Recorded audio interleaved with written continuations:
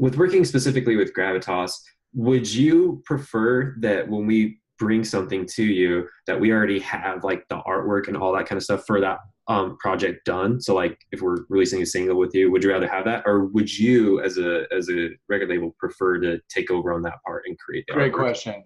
And I just, as you're saying that, I realize we don't really communicate that. So it's kind of a double standard. If you have some amazing art, then that's like a win. But 9 times out of 10, we find that, and this is kind of just getting a little technical, most artists are not graphic designers, and most graphic designers are usually not super great artists. So there's a difference between the two things. So you have your art, and then you have your topography and your branding that sort of lays on top of that.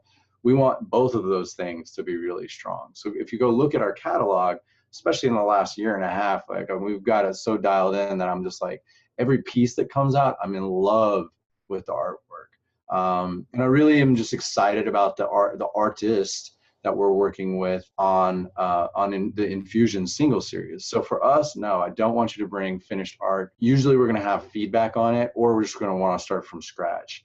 I will give an example. Cloud Chord is a good friend of mine, Derek Van Scoten. He's been in the music industry for probably 25 years now.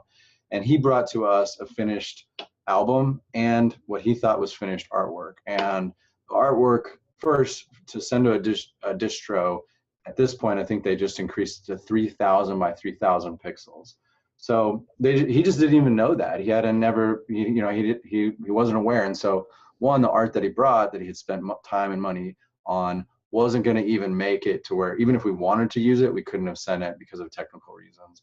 And then there was lots of pixelation in the art that he had done. And so he thought it was great. And we just have a deeper eye on quality and quality control. And that's really one of our jobs as a label. And it got a little contentious where we were like, he was like, oh, you guys are like, slowing me down here. And I was like, that's our job. Like, that's our job. We're here to listen to these masters and go like, this mix down is not right.